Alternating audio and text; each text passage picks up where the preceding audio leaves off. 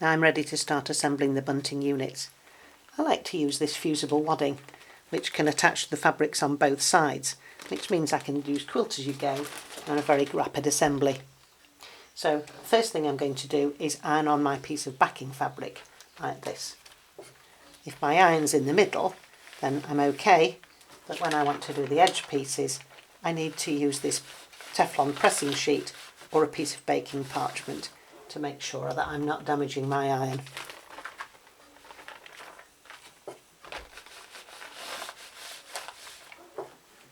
You could cut both the piece and the wadding to size, but actually it's much easier to start with an oversized piece like this and then trim it down. If you're making 6 or 8 units at once, then you can cut one big piece and then cut it into smaller squares, which is much more economical. So I now need to trim it down so I've got a 7-inch square.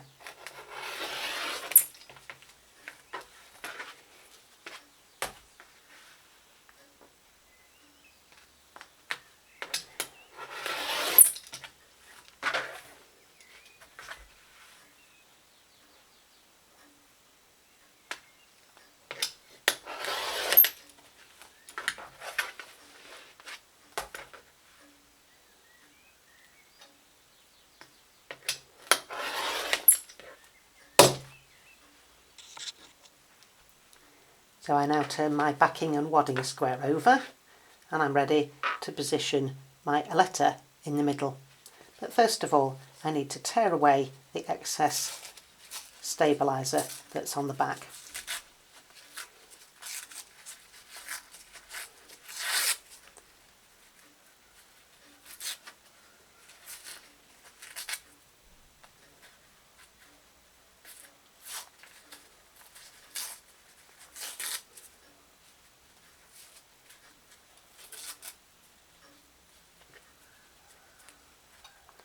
It's easy to get out the pieces in the middle, and you can, but in fact it's not essential.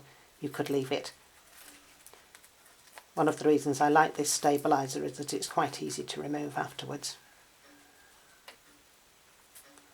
I'm certainly not going to bother trying to remove the pieces that are behind the letter itself.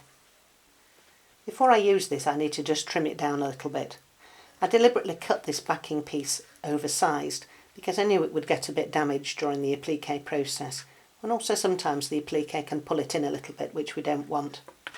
So I'm now going to trim it down. I need to take about 1/4 inch off each side, and it gives me a chance to make sure I line up and get this dead straight. So I first of all trim it so it's 3.5 inches wide, centred on the letter.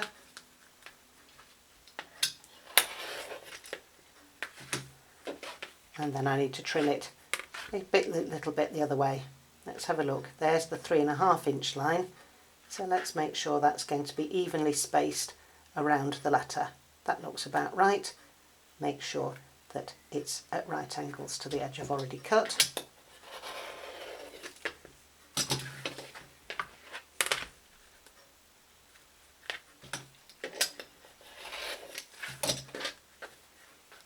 There. That's now 3.5 inches square, and what I can now do is position it in the centre of my fabric. I need to just check with the ruler that I should have the same distance. Can you see that's not right, is it? So I need to move it very slightly so that I've got the same distance top and bottom.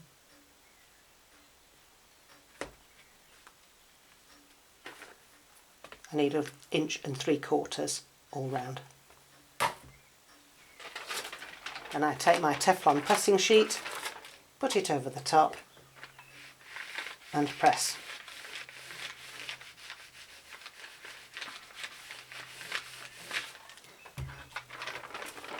Now my letter square is ready in the centre of my wadding.